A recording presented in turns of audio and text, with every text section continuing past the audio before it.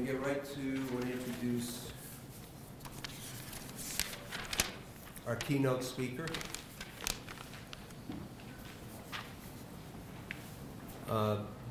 Dr. Joseph Scelsa.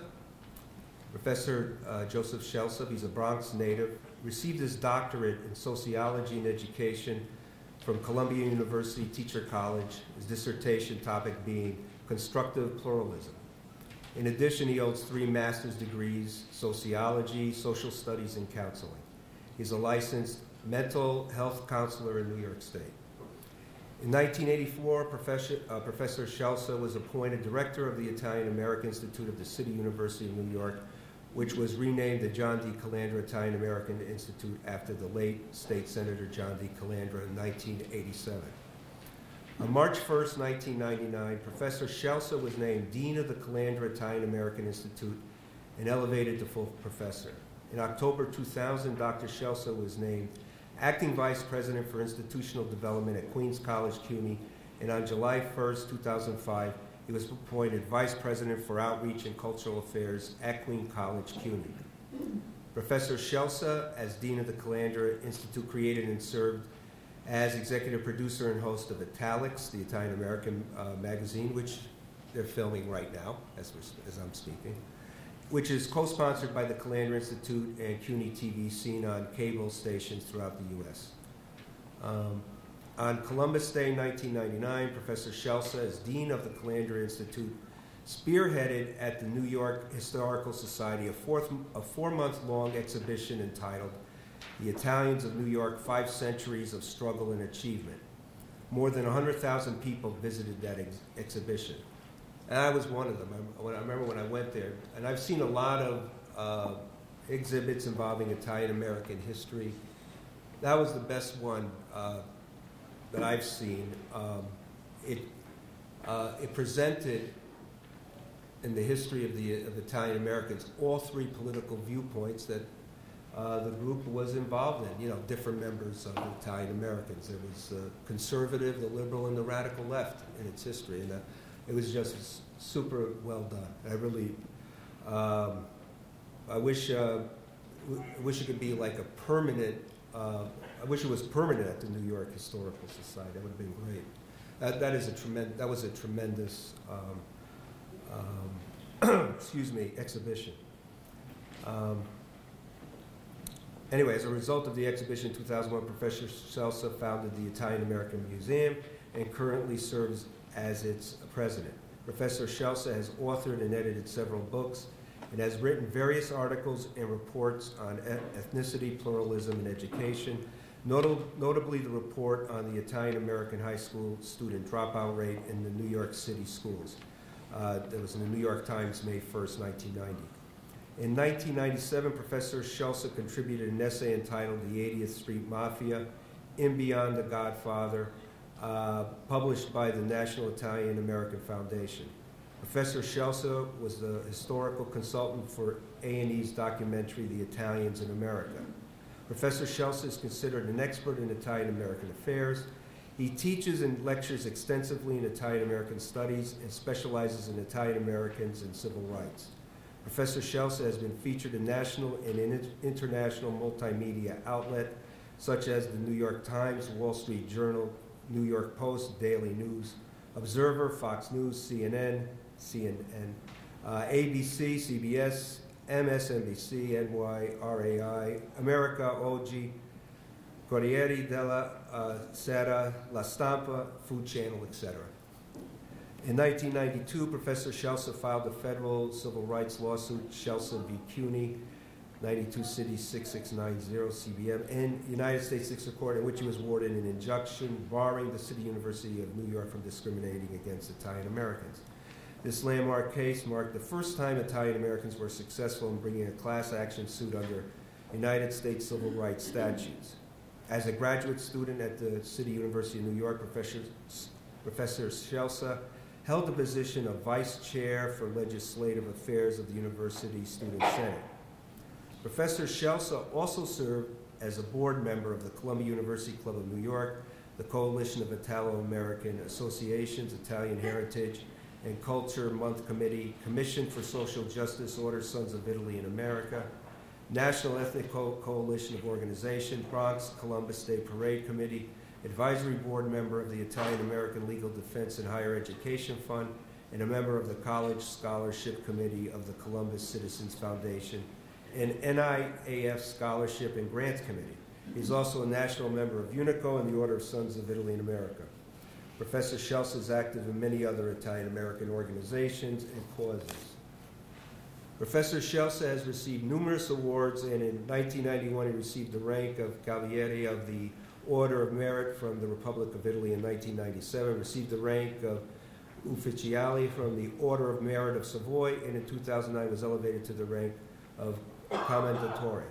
In 1997, Dr. Scelsa received the Ellis Island Medal of Honor, In 2005, he received the rank of Cavaliere of Equestrian Order of Holy Sepulchre of Jerusalem, and in 2012, he was elevated to the rank of Knight Commander. Professor Scelsa is listed in Who's Who in America and Who's Who among Italian Americans. In 1999, he received the Governor's Award for Excellence from Governor Pataki, and on June 1st, 2000, Italian National Day, he received recognition from the Council General of New York for outstanding achievements. In 2003, he founded and is president of the National Italian American Legal Defense Fund. In 2002, he founded and is publisher of America and Italia Review newspaper, the forerunner of Oggi Sette. In 2011, he was named Grand Marshal of the Bronx Columbus Day Parade. In November 2007, Professor Scelsa, as president of the Italian American Museum, purchased for $9.4 million 3 historic buildings to establish a permanent home for the Italian Museum in the heart of New York City's Little Italy on the corner of Mulberry and Grand Streets. The site of the historic Banca Stabile, that was in 1885. On October 8, 2008, the museum was opened to the public with its permanent exhibit, The Immigrant Experience, Banca Stabile. In 2009, with the announcement of the tragic earthquake in Abruzzi, Italy, Professor Scelsa, again as president of the Italian American Museum, spearheaded a national fundraising drive which netted $110,000, which he personally delivered to the Italian Minister of Cultural Affairs in Rome, Italy. In gratitude for this donation, the Italian Ministry of Cultural Affairs sent the restored Madonna de Patronico to the Italian American Museum to be displayed from April through May 2011. Before it was exhibited on June 2nd, Italian Day, at Cipriani, 42nd Street. In recognition of his efforts, Professor Scelsa was given a medal from the Minister of Cultural Affairs, Ministro per i Beni e le Attive Culturali, at a conference held at the Italian Cultural Institute in New York City. Okay, without further ado, Dr. Joseph, my friend, Dr. Joseph Scelsa.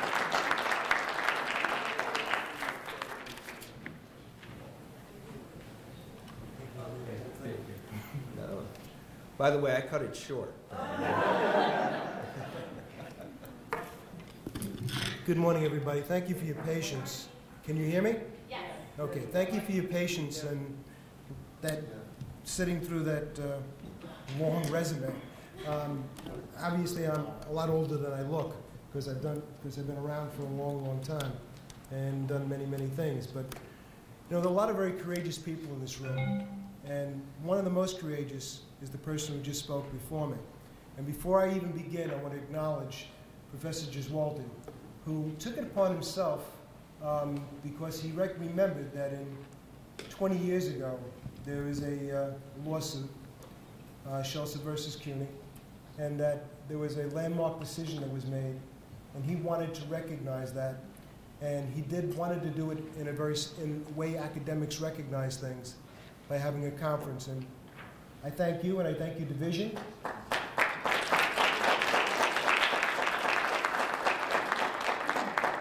There are a lot of people who have suffered greatly over the course of time, and I'm not going to mention all of them. I'm sure during the course of my presentation, I will be mentioning some of them, and not to go into any of the details, too much of the details that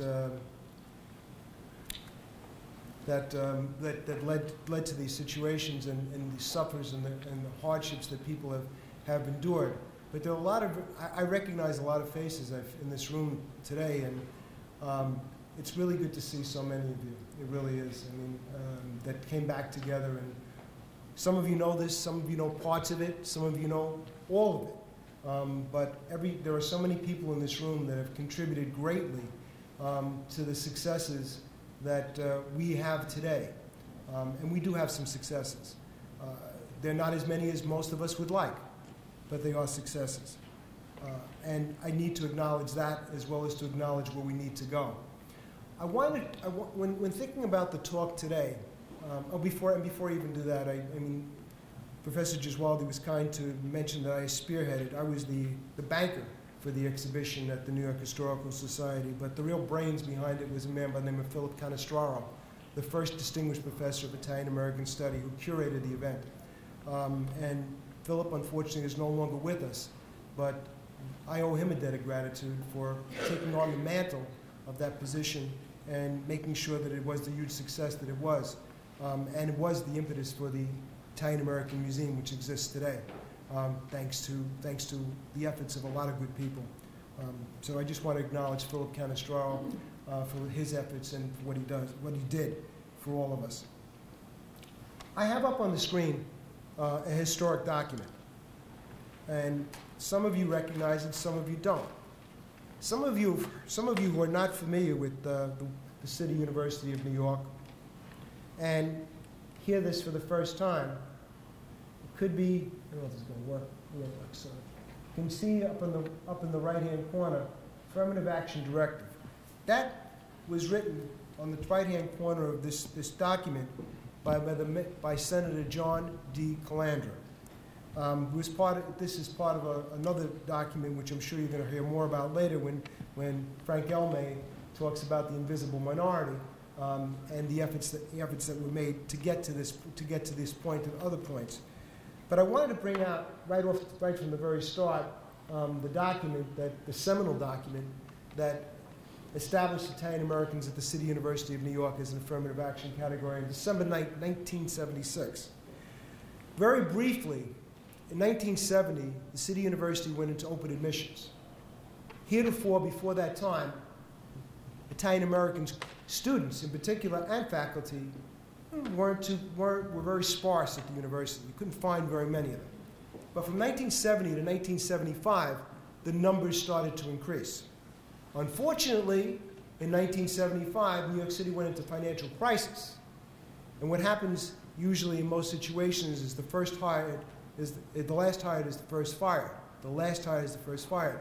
So the young professors, these are the children of immigrants who would become professors in the system, were now being turned away, whereas the City University had been a stepping stone for Italian Americans to go into the higher education community, and then have to go even to, some people say, more prestigious institutions. I like to think the City University is the most prestigious institution because of course I was vice president at Queens College, so I feel that way. But yes, it was a stepping stone, as it was for other groups. And I'll mention some, the Jewish community in particular in the 1930s and 40s. And now I think the Jewish community had a hard time. There were many, many quotas in different places for them, unfortunately, but not at CUNY. And they used that as a legitimate stepping stone to move forward into institutions of higher esteem, such as the Ivy Leagues, and today are very well represented.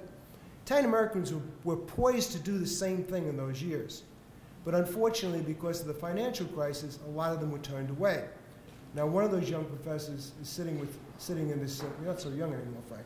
One of the young professors is with us today, Frank Elmay. And I remember all too well, in 1977, when I sat with him in Frank Ciccarelli's office when I was a student. I was a graduate student at that point in 77 in my second master's in counseling. And we counted the names in all the bulletins to find out the numbers for the report that was eventually published. And that I was one of the students. He was the faculty member. The document that I have up there in front of you is a testimonial to the type of activism that we had at that time. that was prevalent. And because of that activism, the chancellor of the university, Robert Kibbe, who signed the decree in 1976 to make us an affirmative action category, the previous year in 1975 addressed the need for the students. Now, a lot of times when we think about affirmative action, we think about employees who have been discriminated against. And that's true. However, what we don't think about is the people that they serve sometimes and how they are not getting the services that they need. And this is the real issue for me. And it always was, because I was the student at the time. Okay. I was a student at the time, and I felt very strongly, as others did, that there was need for this to be redressed in the system. We're not going through the document. I guess in case anybody's curious, because I dug this up so you can see it, I was mentioned as vice president for, that's me, over here, okay. This is 1978 actually, but that was the type of activism. I was vice chair for legislative affairs for the University Student Senate, which I'm proud to say was the second highest elected position in the university at the time for students. And I was getting all the complaints as being not only the highest Italian American and the second highest student elected official, but also the highest Italian American student elected official in the university. And the student complaints were coming to me, and we were getting involved with the faculty complaints as well, because there weren't programs for the students. There were no Italian studies courses. There were no Italian American studies courses. There was no opportunity. And you've got to remember what was happening at the time, the backdrop of all of that was taking place. This was a time in which multiculturalism was starting to really take root in the education system. I was just come out of a program, my dissertation is in constructive pluralism, but my master's degree was really dedicated to cultural counseling. And I couldn't understand why we weren't being given the same type of consideration as other groups are being given, when we were the largest minority. And as the chancellor said, we were the largest minority in the school system, in the CUNY system at the time, because the system had gone from almost 1 or 2% in 1970, I guess, to like 25% of the campuses were Italian American students by 1975. And we're teaching them, and as we should learn them, I did, African American studies, at that time Puerto Rican studies was very, and Asian studies, it's important to learn. But there was nothing about us. And the only thing you could find was Professor Gambino's book, On Blood of My Blood, Yourself, and one course being taught maybe at Queens College, but not much else. So there was such a need for us to understand ourselves, for us to understand who we are, and how we got into this place, and where we're going from here. Without understanding our past, you can't understand where you're going. So it was very important to me, and this is why I got involved. And I'm proud to say that through my activism at the time, when we finally did reach success after the famous document was published, go back one,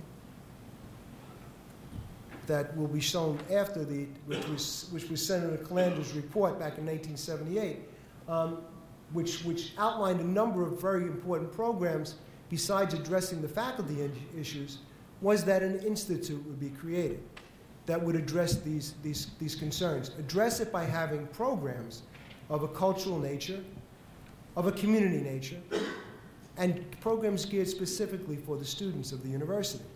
The first attempt at that was the Italian American Institute to Foster Higher Education. There was money put in the 1978 budget by Senator Calandra, and there was 2 items put in the budget. One was for Italian American Institute, and this is the brochure from the first institute.